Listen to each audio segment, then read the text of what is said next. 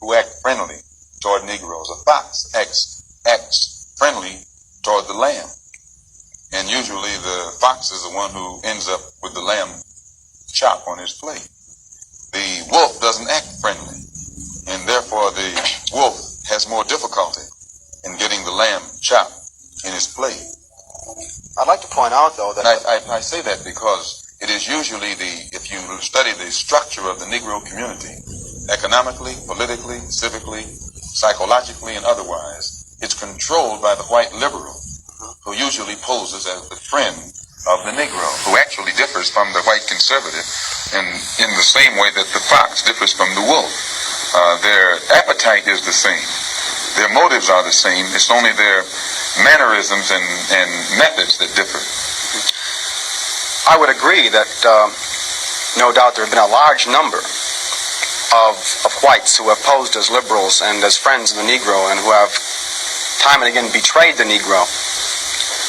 On the other hand, I think one could point to a large number of whites who have struggled for civil rights, for equality, and have got little or nothing out of it, other than quite a few bruises. Give me an example. Well, the large number of white students who have gone into the South, for example, working for SNCC and other organizations. Not working for SNCC or other organizations, but working for the white political machines who benefit by the voting efforts of Negroes. Okay, I'll be more specific. I would cite Herbert Hill, for example, as a kind of person who has championed Negro job rights, for example, in New York City and elsewhere. He has fought the political machine. First time I met Herbert Hill personally was when they were picketing to stop the working on the Harlem Hospital in Harlem.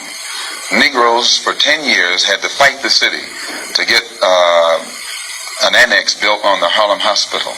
Because in Harlem we need a hospital more so than anything else. Our people are sick. Plus we do a lot of cutting and shooting of each other, though we profess to be nonviolent. And Herbert Hill brought his forces out and stopped the working on that site. This is the first time I ever saw him. Then when work was brought to a halt on a hospital in Harlem, the same Negroes tried to stop the work at the downstate medical center in Brooklyn, which is predominantly white. They were out there for 3 months during the summer. Couldn't stop anything. And I never saw Herbert Hill out there one time. Now, whenever it takes a stoppage of something that's going to affect the white man, you find the white liberal absent. But when it involves something that primarily will affect the best interests of black people, and black people only, then that white liberal is present. Herbert Hill is the labor secretary for the NAACP. And if he was interested in black people, he would prepare a black man with the type of knowledge and understanding of the labor troubles involving black people that would enable a black man to sit in the same position as Secretary of Labor or Labor Secretary in the NAACP. I'm suspicious of whites who join Negroes and always have to be in the lead, who always have to be the head, who always have to be at the top in Negro organizations. Those whites who really have the interest of blacks at heart, let them give some advice to some Negroes and stand on the sideline. But don't join the organization and then get at the head of it and pose as a friend of Negroes. Well, I would defend his sincerity and his commitment. And more than that, I would say that just because a person is a Negro or a black American does not mean he's going to struggle for Negro rights or for jobs for Negroes or anything else. I think that today you could point to a large number of Negro leaders who have consistently betrayed Negroes in a whole host of areas. They aren't really Negro leaders. These are puppets that have been put in front of the Negro community by white liberals. These are parrots that have been put in front of the Negro community by white liberals. You can't name me a Negro leader who has